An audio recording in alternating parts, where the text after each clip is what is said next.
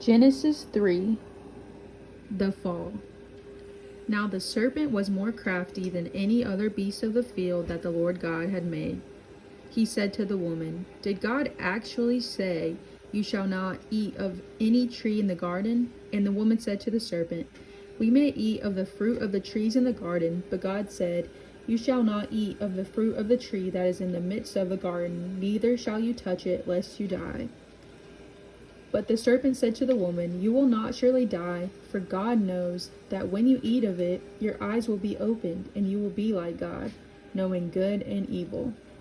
So when the woman saw that the tree was good for food, and that it was a delight to the eyes, and that the tree was to be desired to make one wise, she took of its fruit and ate, and she also gave some to her husband who was with her, and he ate.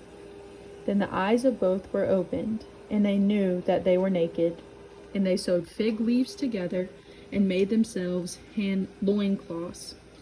And they heard the sound of the Lord God walking in the garden in the cool of the day. And the man and his wife hid themselves from the presence of the Lord God among the trees of the garden. But the Lord God called to the man and said to him, "Where are you?" And he said, "I heard the sound of you in the garden, and I was afraid because I was naked, and I hid myself." He said, "Who told you that you were naked? Have you eaten of the tree of which I commanded you not to eat?" The man said, "The woman whom you gave to be with me, she gave me fruit of the tree, and I ate." Then the Lord God said to the woman, "What is this that you have done?" The woman said, "The serpent deceived me, and I ate."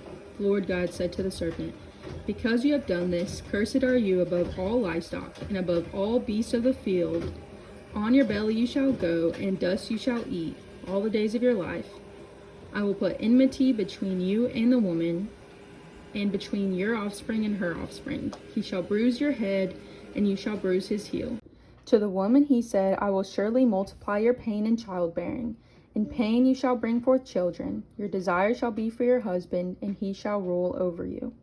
And to Adam he said, "Because you have listened to the voice of your wife, and have eaten of the tree of which I commanded you, you shall not eat of it. Cursed is the ground because of you.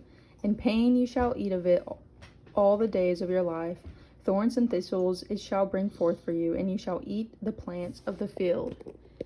By the sweat of your face you shall eat bread, till you return to the ground, for out of it you were taken, for you are dust, and to dust you shall return." The man called his wife's name Eve, because she was the mother of all living. And the Lord God made for Adam and for his wife garments of skins, and clothed them. Then the Lord God said, "Behold, the man has become like one of us, knowing good and evil. Now lest he reach out his hand and take also of the tree of life and eat, and live forever." Therefore the Lord God sent him out from the Garden of Eden to work the ground from which he was taken. He drove out the man, and at the east of the Garden of Eden he placed the cherubim and a flaming sword that turned every way to guard the way to the tree of life.